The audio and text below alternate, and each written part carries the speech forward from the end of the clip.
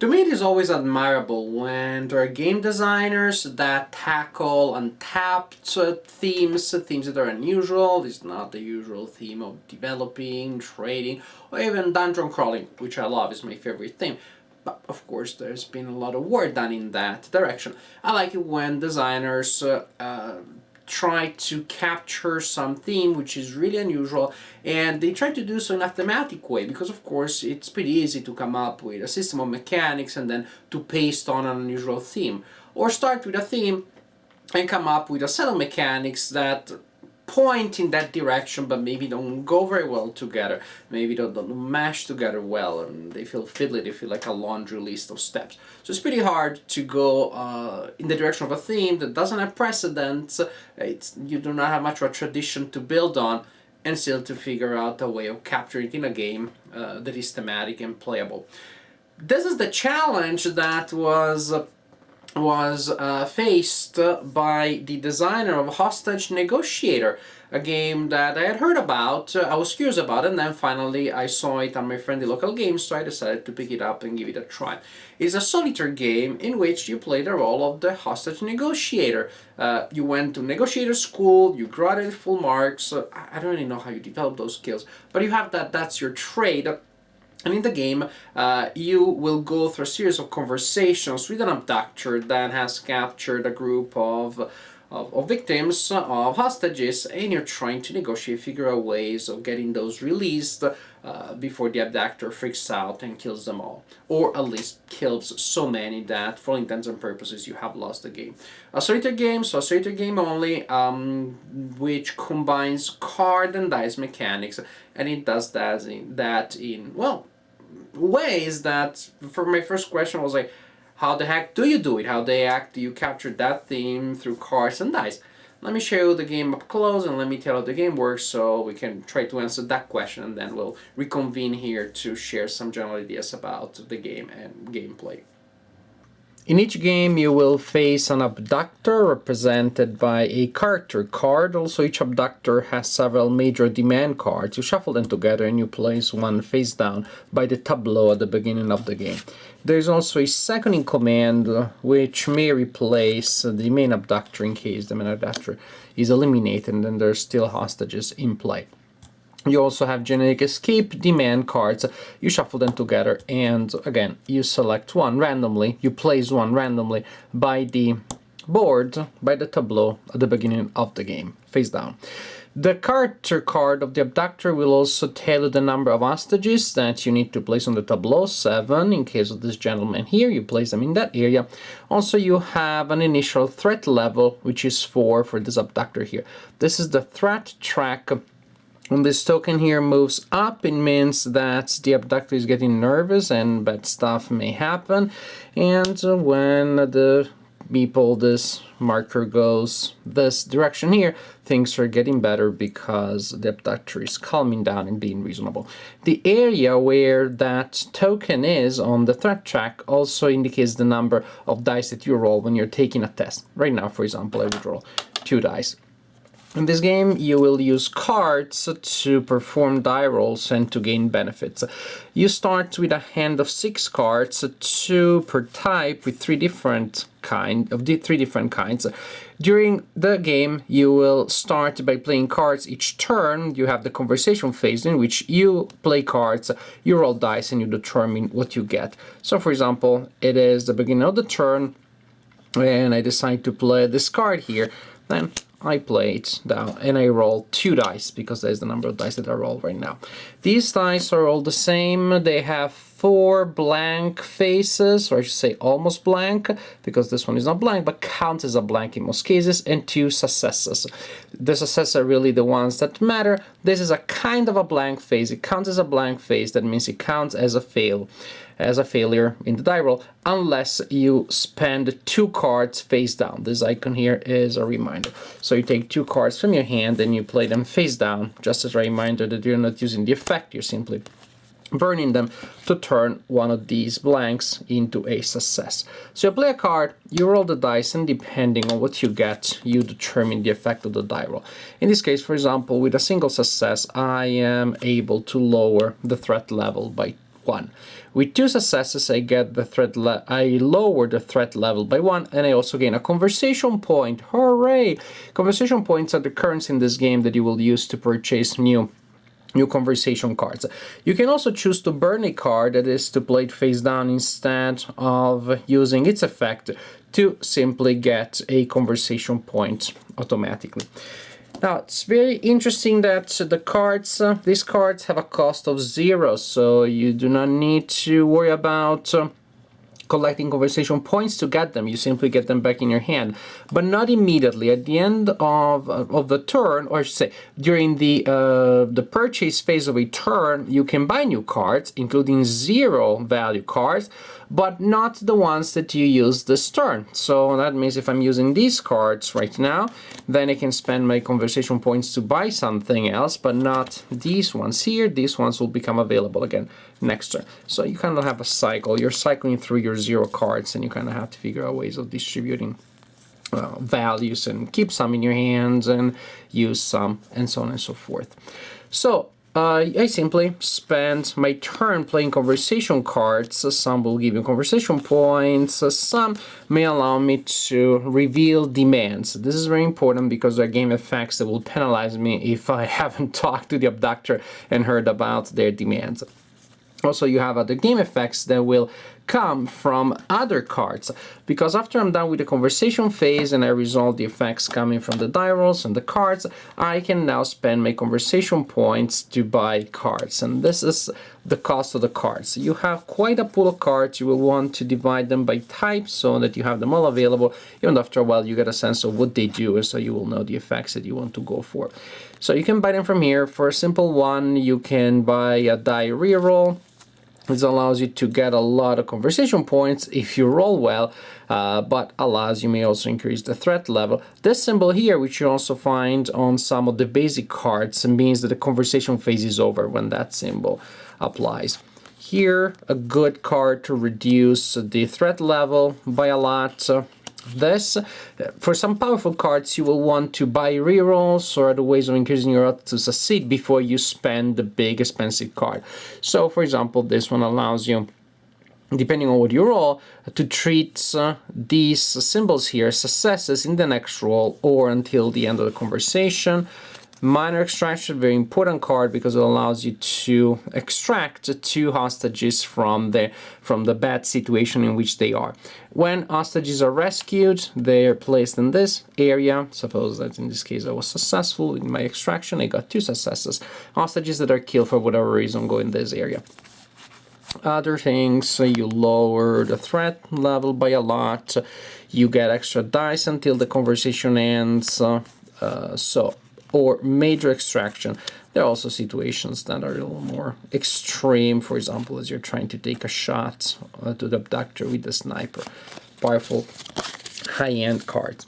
So back to us. You spend cards from your hand, you roll dice to determine the effect, you buy new cards, and alas, then the terrorist, the abductor acts.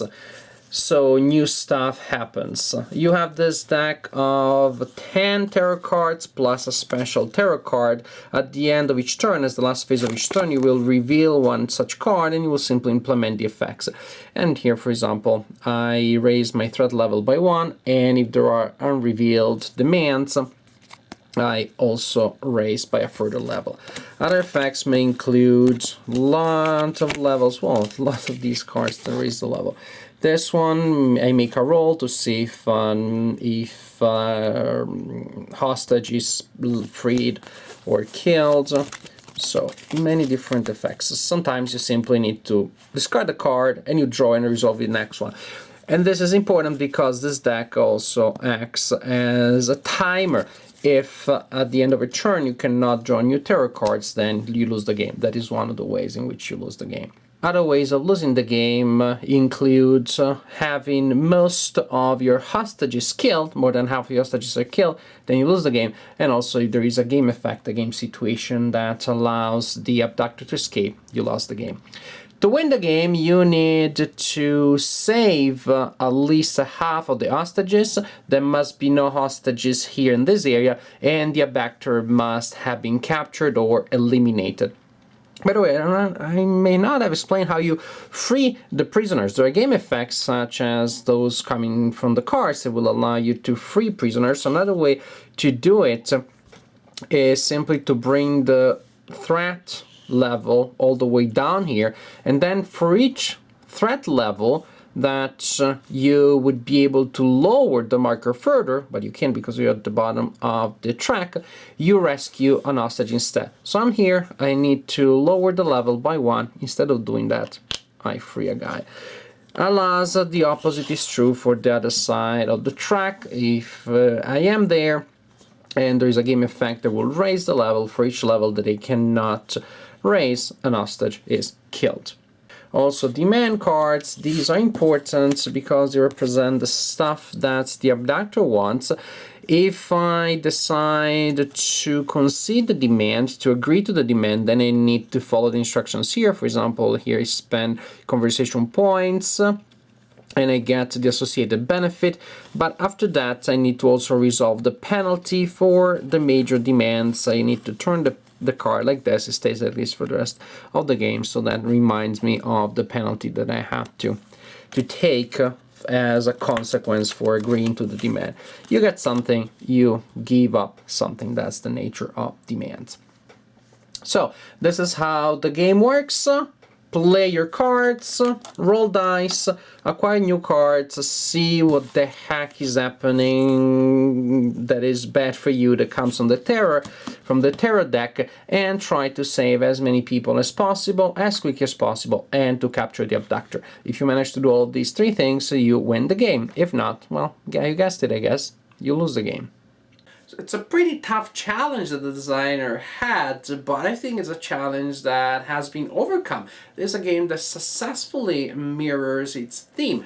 Not that I've ever been an hostage negotiator, but it does feel that actually the mechanics were particularly well to capture the different dynamics, the back and forth that you have, and sometimes it works and sometimes you have your great line, your great psychological manipulation that you think will affect things. It doesn't work at all. Sometimes you see a lucky break and you have an unexpected results.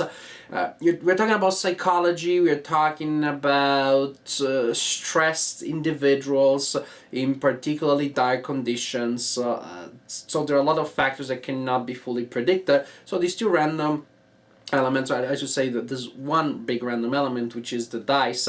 The cards here are not random because you select them and you kind of try to manipulate the way they go back to you. But the big random element of dice here, I think, works pretty well to capture that. It gives you a lot of unpredictability. You have these moments which you should have when things that could not be controlled do happen.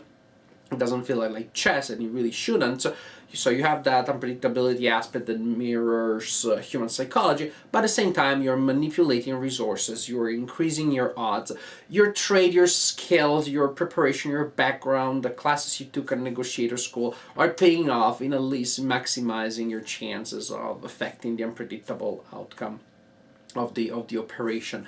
Gameplay is impressive because of the way it mirrors the theme, while still being very economic, very linear, very intuitive. And yet it does manage to capture a lot of angles, of wrinkles, of different things that may happen. You may send in an infiltration, you may decide to accept a demand, and then there is a big whiplash effect that you have to face. There is a big drawback that comes out of that. Different demands will force you to act in different ways. Different abductors work in different ways. And I like how the abductors have been originally designed. One of them, the one that I showed you, is pretty much your generic foreigner. When you're thinking of an American audience or a Western audience in general. the generic terrorist that just hates you and hates your culture and civilization. We don't look too much into the motives because we want to see the action. So the generic Hollywood terrorist that you saw in so many movies, and it's okay, it pays homage to that tradition. What I like though is that this kind of generic terrorist, which is predominant in Hollywood and just in pop culture, is not the only one that you have. There are two other abductors that you may have to face depending on the abductor that you choose, and one of them is a satirical abductor, meaning clearly comes from a satirical approach. It is an academic that has not received tenure, and now she completely freaked out, lost her mind, and well, decided to take some hostages and to negotiate the conditions of her tenure that way. It's a light approach. Of course, you can also have comedies where you have that theme. I remember there was one in the 80s with Nick Nolte. Again, it was a bank. My memory's blurry here. Maybe you can remember. But there was an hostage situation. It was a hilarious movie. But then you also have serious situations that are about actually sensitive topics. And there's a third abductor who actually has locked down a Florida hospital and has kept hostages because he's demanding medical care, medical aid for his dying son. And it is a topic that has been treated in a movie that again is not a stereotypical abductor movie, in John Q. That was a great movie with a very important social subtext. I really like this. I really like you have the Hollywood stereotype, you have the almost comedical situation, almost parody or satire, and then you have social commentary. All of these can be covered by the theme, and all are covered by the game. Again, back to the mechanics. I think the game does an impressive job of capturing this theme in a way that is fully playable, that is full of challenges, and it allows you to explore different ways. Yes, after a couple of games there will be some trees of options that you will see as particularly profitable, but again, things may change. Die rolls will force you to go one way rather than the other. And definitely there's a lot of experimentation that you can do before I think you get settled on a single string of actions on a certain algorithmic approach. And even if you do, so that the die rolls don't allow you to implement that, so be it, you have to improvise from there. The difficulty level, I found it challenging enough. My first game was a disaster. I got most of the people in there killed during botched attempts to exfiltrate them. The one guy that I had rescued, I had to pay $10 million conceding a demand to the abductor, so it was super embarrassing. As you play the game, things get a little bit better, but I found the level of difficulty to be challenging enough. That soft spot of challenge between giving you again enough of a challenge so it remains fresh and you want to play because the odds at stake are interesting, and because there's satisfaction in overcoming those odds, at the same time not being completely impossible. And this is a game that if you find too easy or too hard, adjusting the difficulty is super simple. Give yourself some extra conversation points each turn. If you think that the game is too hard, start with a negative amount of conversation points each turn. If you think that the game is too easy, all of these things are very easy to adjust, so the level of difficulty should not be a problem. It's one of these games that if people start complaining it's too easy or too hard, I just don't see that as being a problem when just tweaking the design. It's so incredibly easy. As is, I personally like it. I personally enjoyed it. Enjoyed the level of challenge, the level of difficulty, the smoothness of the mechanics, and the very economic way that this mechanics have of mirroring a theme which is original, unusual, is exciting, is fascinating, and I think it has been captured very well here. Hostage Negotiator is a very good game in my opinion. Not one that has received much buzz, I believe, and definitely not as much buzz as I think it deserves, because it's a deserving game. It's a good solitaire game. It works well as a travel game. It's small, you can carry it with you, you can play it anywhere, sets up easily, play it in 15-30 minutes. Less the first couple of times because you're going to lose very early, I believe. Definitely a good travel game, definitely a good solitaire game, and in general, just a pretty solid game.